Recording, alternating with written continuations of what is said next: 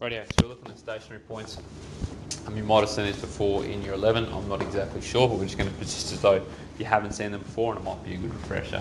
So hopefully by the end of the lesson you'll get a little bit of understanding of why stationary points are important, what the difference between a max, a minimum and a point of inflection is, and hopefully be able to identify whether you've got a maximum or a minimum or a point of inflection in your function. So let's start off with why these bad boys are called stationary points.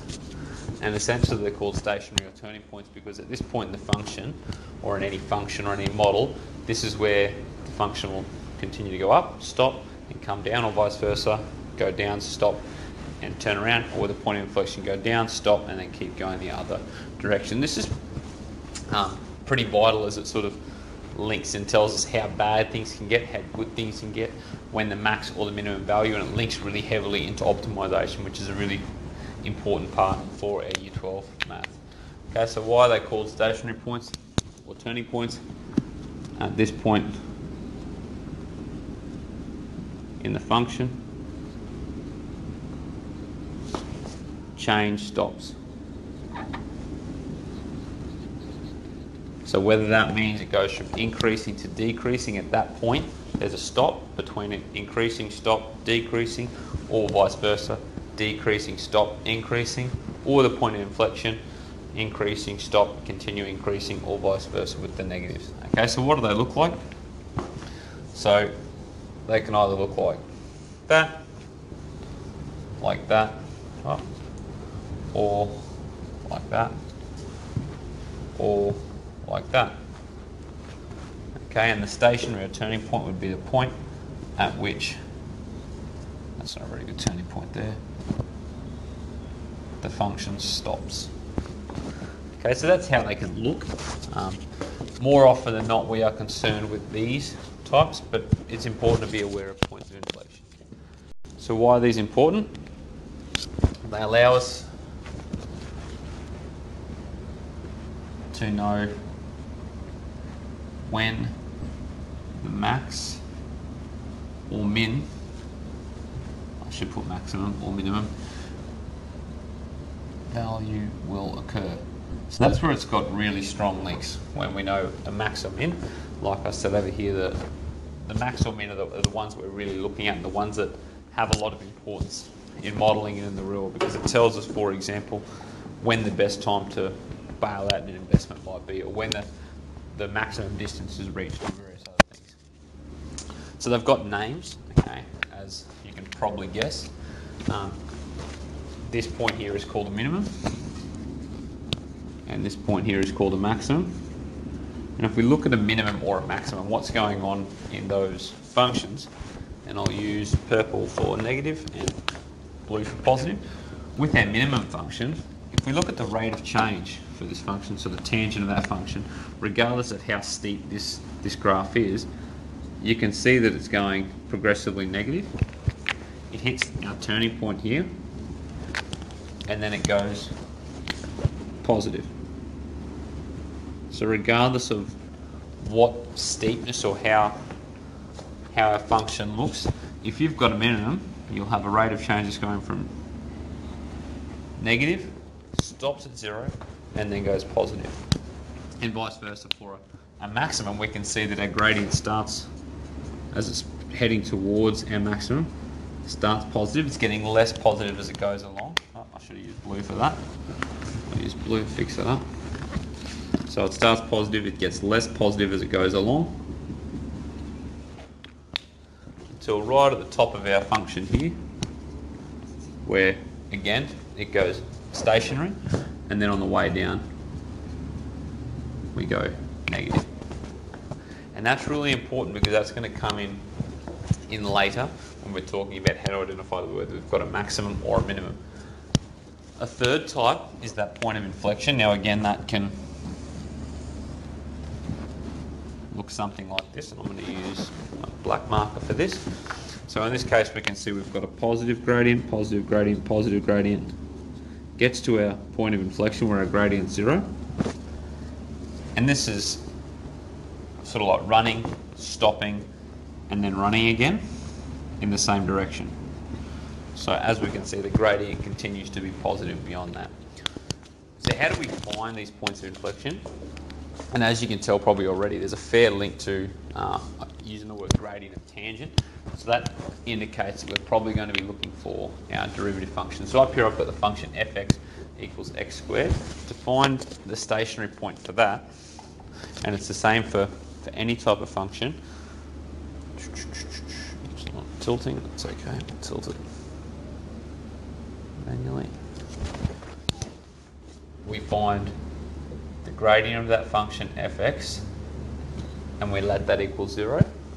Now why we let that equal 0? Well, if we look over here, we can see with our gradient function, with our max, at this point here, if I was to draw the tangent, that would be our tangent. And as we know, a graph that has a tangent or a line that looks like that has a gradient of 0. So our derivative function, f dash x, will equal 0 at that point. That's gone too far. So if we look up here, what we're looking for is this point here. So the first thing I do is derive my function, f dash x, of x squared, which equals 2x. It's a nice simple one, this one. I then want this to equal 0. So 0 equals 2x. I'm going to find a value of x, divide both sides by 2 if you need. 0 equals x.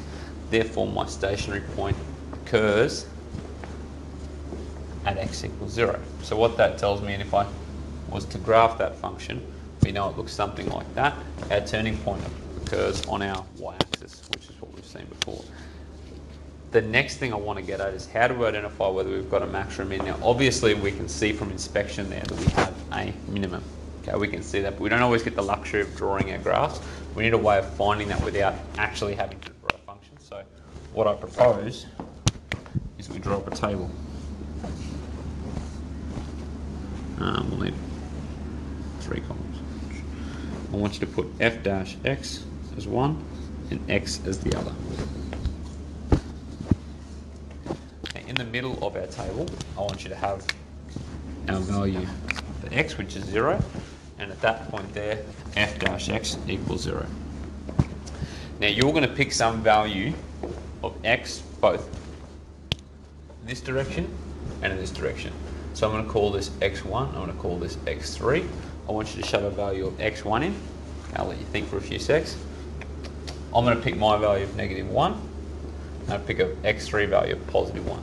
So what I've done is I've picked, if I draw this a bit bigger, I've drawn my function like so, and I've picked a point, let's just call that -1 and 1. They don't have to be the same, they can be any value. Okay, you could have made it -0.5, +0.5, it doesn't matter. One's just got to be negative of our stationary point here, and one has to be positive of our stationary point. And that's the only thing that really matters. Then with my -1, I shove that into my f dash x function. So my f dash x is 2x, so I might make a note of that, 2x. 2 times -1 is -2. 2 times +1 is +2.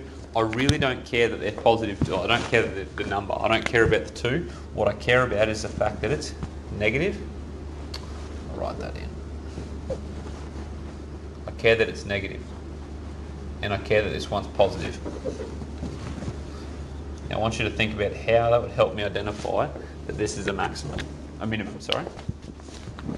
So let's think about this. If I draw just underneath my table, I'm going to draw what that looks like. So I've got my stationary point here.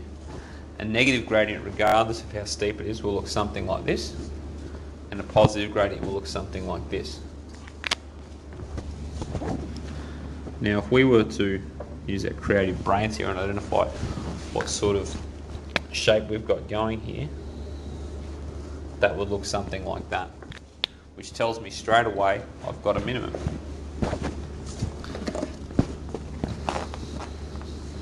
Just to summarise, we're not looking for, I'll fix this up.